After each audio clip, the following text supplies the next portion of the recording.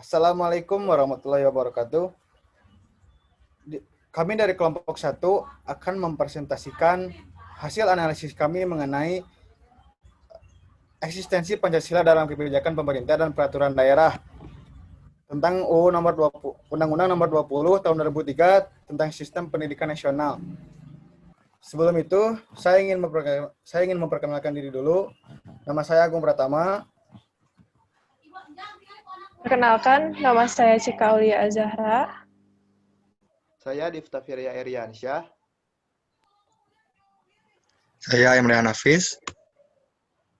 Saya Salma Amalia Oktaviani. Saya Sultan Takdir Ali Asyakir Sudrajat.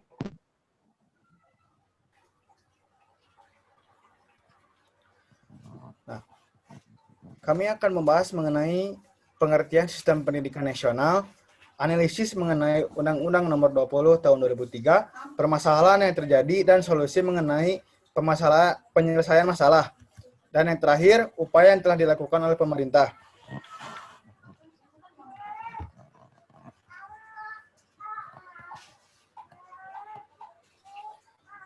Sistem pendidikan nasional adalah keseluruhan komponen pendidikan yang saling terkait secara terpadu untuk mencapai tujuan pendidikan nasional. Ini diatur dalam Undang-Undang Nomor 20 Tahun 2003 yang di dalamnya terdapat 22 bab dan 77 pasal.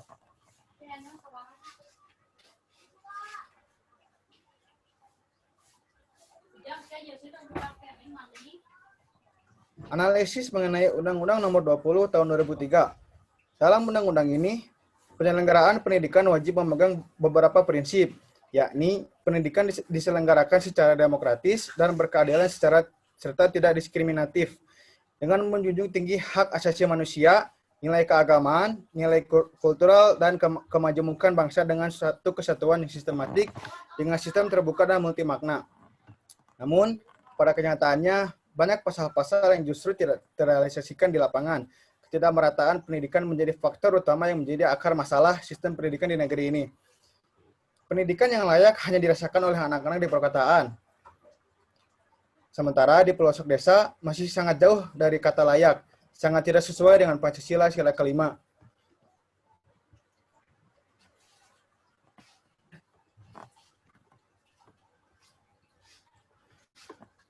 Permasalahan yang ada dan berikut solusinya. Di sini ada dua permasalahan yang kami tinjau. Pertama, pendidik, dan kedua, jalur pendidikan. Untuk pendidik, akan dijelaskan oleh teman saya, yaitu Difta. Permasalahan yang ada dan berikut solusinya. Di sini ada dua permasalahan yang kami tinjau. Yang pertama adalah pendidik, dan kedua adalah lajur pendidikan. Menurut Undang-Undang Republik Indonesia Nomor 20 Tahun 2003 Pasal 1 Ayat 6, pendidik adalah tenaga kependidikan yang berkualifikasi sebagai guru, dosen, konselor, pamong belajar, widya iswara, tutor, instruktur, fasilitator, dan sebutan lainnya, yang sesuai dengan kekhususannya, serta berpartisipasi dalam menyelenggarakan pendidikan. Akan tetapi, di kehidupan nyatanya terjadi berbagai macam pelanggaran terkait kekerasan secara verbal maupun non-verbal yang dilakukan oleh pendidik terhadap muridnya. Tekanan yang dilakukan tenaga pendidik terhadap murid terjadi karena minimnya perhatian pemerintah dalam mensejahterakan tenaga pendidik. Banyaknya tenaga pendidik yang kurang kompeten, entah karena minimnya pengetahuan ataupun fisik yang sudah tidak memadai.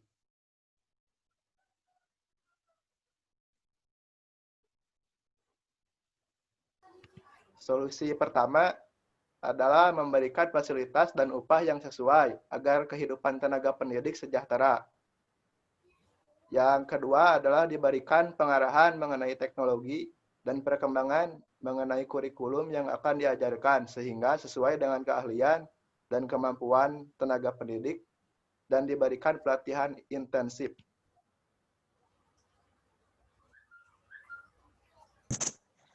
Selanjutnya, jalur pendidikan, sejalan dengan Undang-Undang Nomor 20 Tahun 2003 tentang Sistem Pendidikan Nasional Pasal 5 Ayat 1 yang isinya menyatakan bahwa setiap warga negara mempunyai hak yang sama untuk memperoleh pendidikan yang bermutu. Dan Pasal 11 Ayat 1 menyatakan pemerintah dan pemerintah daerah wajib memberikan layanan dan kemudahan serta menjamin terselenggaranya pendidikan yang bermutu bagi setiap warga negara tanpa diskriminasi.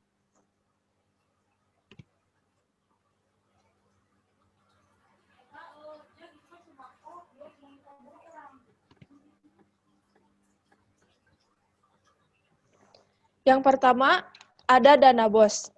Dana BOS, program BOS oleh pemerintah ditunjukkan untuk meningkatkan fasilitas pendidikan, misalnya pembangunan gedung sekolah dan beberapa sarana penunjang lainnya.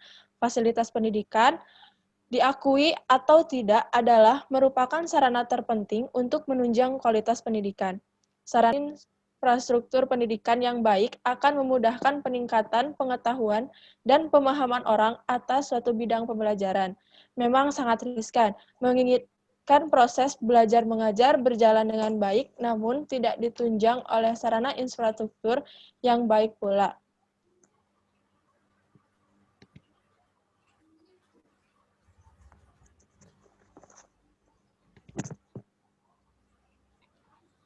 Namun, di lapangannya, pengimplementasian dana BOS kurang merata, karena sarana dan prasarana di setiap institut pendidikan tidak memadai, baik di daerah maupun di pusat.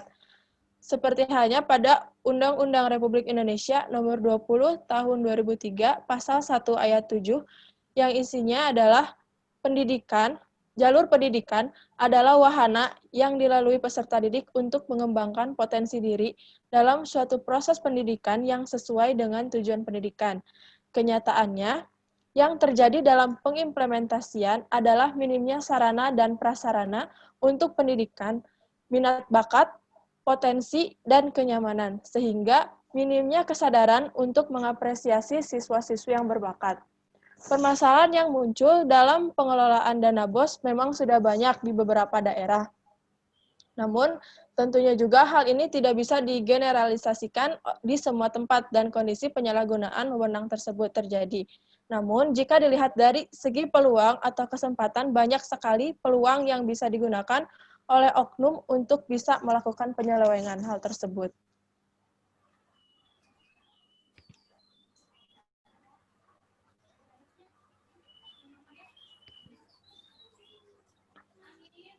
Solusinya adalah yang pertama, diperketatnya pengawasan dalam hal pembagian dana APBD agar dana pengembangan dapat dilakukannya pemerataan sarana dan prasarana.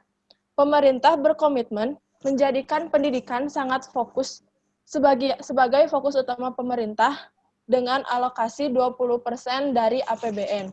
Yang kedua, berantas korupsi agar tidak adanya penyalahgunaan dana. Dan yang ketiga, setiap sekolah harus diberikan dana yang sesuai, baik di pusat maupun di daerah.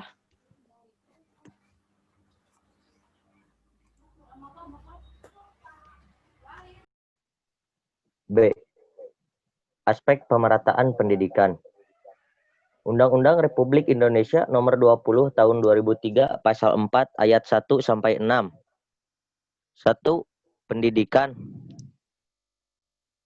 diselenggarakan secara demokratis dan keadilan serta tidak diskriminatif dengan menjunjung tinggi hak asasi manusia, nilai keagamaan, nilai kultural, dan majemuk bangsa. 2. Pendidikan diselenggarakan sebagai suatu kesatuan yang sistematik dengan sistem terbuka dan multimakna. 3. Pendidikan diselenggarakan sebagai suatu proses pembudayaan dan pemberdayaan peserta didik yang berlangsung sepanjang hayat. Next.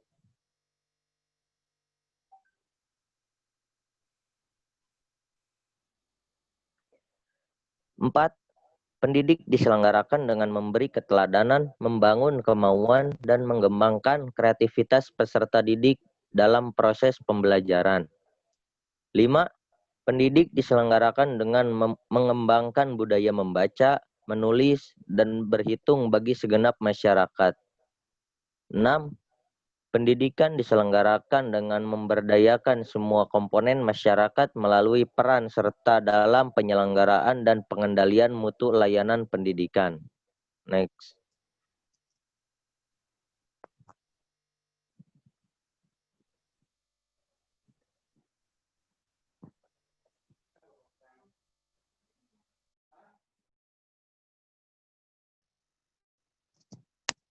Kenyataan, di lapangan banyak anak-anak di daerah dan di pusat yang tidak mendapatkan pendidikan dan institut pendidikan yang layak. Dengan adanya sistem zonasi mengakibatkan peserta didik memiliki sedikit pilihan yang sesuai dengan minat dan bakat. Selain itu, pendistribusian gaji para guru pun harus diperhatikan, terutama yang mengajar di pelosok desa. Ketidakterbukaan pemerintah mengenai biaya pendidikan dan gaji guru menjadi hal yang harus diperbaiki di masa mendatang. Dalam implementasinya, banyak tenaga pendidik yang justru tidak bisa memberi keteladanan bagi peserta didiknya, bahkan sudah banyak kasus yang melibatkan antara oknum guru dan murid yang melanggar asas asusila. Bahkan di beberapa kasus yang melakukan tindakan kekerasan. Next.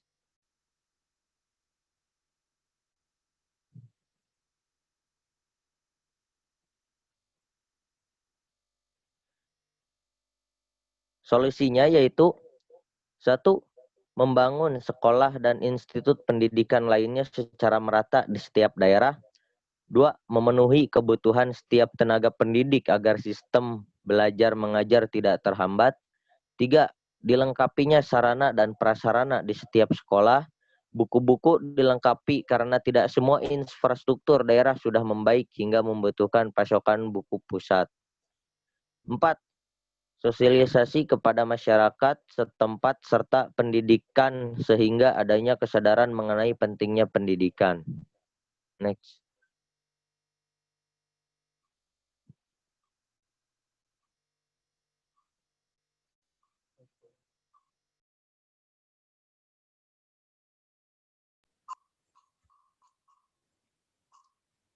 Nah, selanjutnya di sini saya akan membahas tentang yang pertama upaya yang dilakukan oleh pemerintah dalam aspek dana BOS. Next.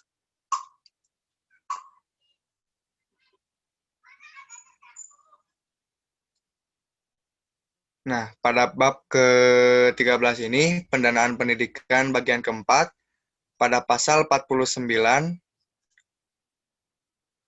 yang pertama, dana pendidikan selain gaji pendidik dan biaya pendidikan, kedinasan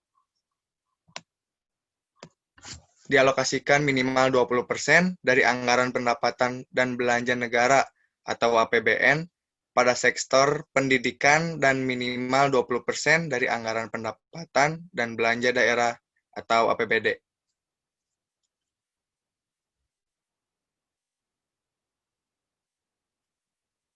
Nah, salah satu indikatornya yaitu merupakan wajib belajar 9 tahun diukur dengan angka partisipasi kasar atau APK pada tahun 2005.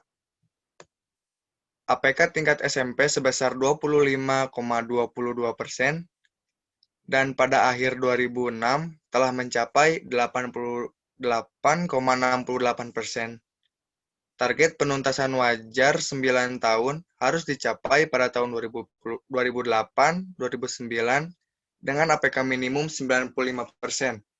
Namun, pada saat ini masih ada sekitar 1,5 juta anak usia 13-15 tahun yang masih belum mendapatkan layanan pendidikan dasar. Selain masalah pencapaian target APK, permasalahan lain yang dihadapi adalah masih rendahnya mutu pendidikan yang antara lain mencakup masalah tenaga kependidikan, fasilitas, manajemen, proses pembelajaran, dan juga tentu prestasi dari siswa tersebut.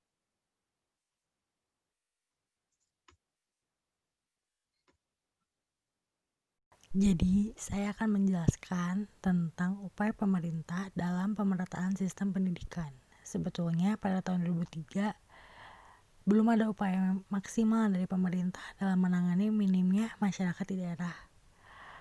karena mungkin salah satu faktornya adalah infrastruktur yang belum merata sehingga sulit memberikan fasilitas-fasilitas juga untuk memberikan edukasi kepada masyarakat setempat. Juga banyaknya sarana komunikasi yang belum maksimal, dan sebetulnya poin yang dilakukan dalam pelaksanaan Undang-Undang Nomor 20 Tahun 2003 adalah mengenai dana BOS yang tadi sebelumnya dibahas. Dana BOS itu bertujuan untuk membebaskan biaya pendidikan bagi siswa tidak mampu dan meringankan beban bagi siswa yang lain agar mereka memperoleh layanan pendidikan dasar yang lebih bermutu sampai tamat dalam rangka penuntasan wajib belajar 9 tahun. Target program BOS ini pelaksanaannya di semua sekolah tingkat SD dan SMP negeri dan swasta. Nah, jadi warga negara yang berusia 7-15 tahun itu wajib mengikuti pendidikan dasar. Kurang lebih hanya itu saja yang pada saat itu dilakukan oleh pemerintah mengenai pemerataan sistem pendidikan yang sangat amat jauh belum merata. Sekian, terima kasih.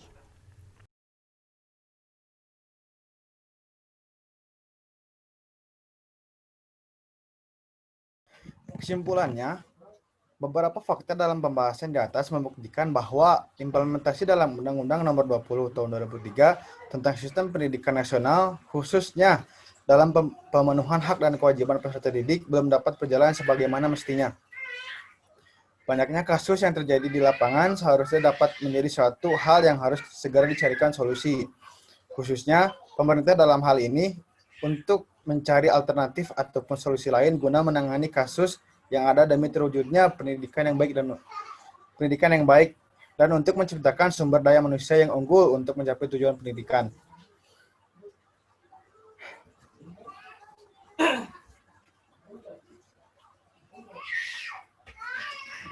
Ini adalah kutipan dari Gunawan Muhammad.